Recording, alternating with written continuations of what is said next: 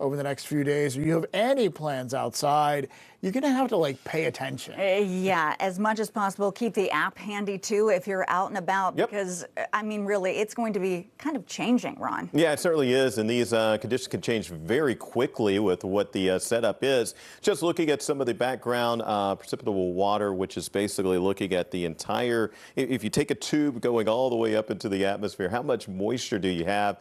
We're just shy of 2 inches. That is very high. It shows that we have a saturated atmosphere.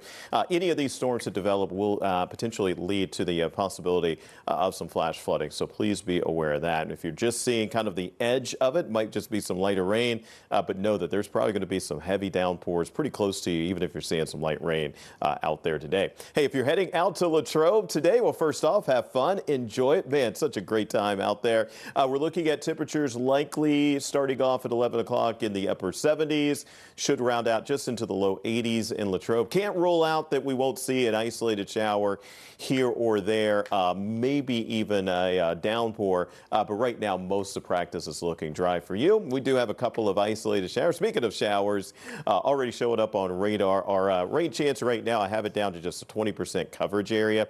It's not much. It's very similar to what we started off with yesterday, and you can see these storms drifting towards the Spring Hill area in Fayette County, and we'll continue to see them just kind of moving off to the northeast. Hey, the setup today is very similar to yesterday. Moisture surging coming in from the south. We have the cold front kicking through, coming our way slowly just off to the northwest. We're getting the squeeze play right in the middle of that, and that means some scattered storms certainly will be possible. As the jet stream still just off to our northwest, our storms, anything that develops, will be slow moving.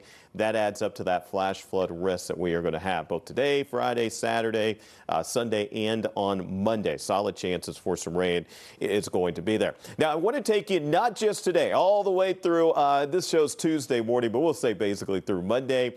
And you're looking at those numbers, those totals coming in between 1 and 2 inches of rain. Here's the thing, a lot of dry time for most places. I think each day is going to look very similar to what we saw yesterday. Most places seeing probably less than 1/10 of an inch, but we will have some standouts seeing more than 1/2 an inch. And we actually had some places yesterday over into Fayette and Westmoreland County. Radar estimates showed more than 3 inches of rain falling, and that's going to be the case each and every day over the next couple of days. Hey, 70 your temperature right now. The winds out of the southwest at 3 miles an hour, and most places are hovering right there at 70 or into the upper 60s at this time. Your 7-day 84 today in the Pittsburgh area. Will put you right at 80 degrees at noon, 82 at 1. Your 4 o'clock temperature there at 84 degrees. 83 on Friday. Night practice on Saturday for the Steelers, 85 there. And we'll stay in the mid-80s with that storm chance around at least through Monday and probably at least through Tuesday.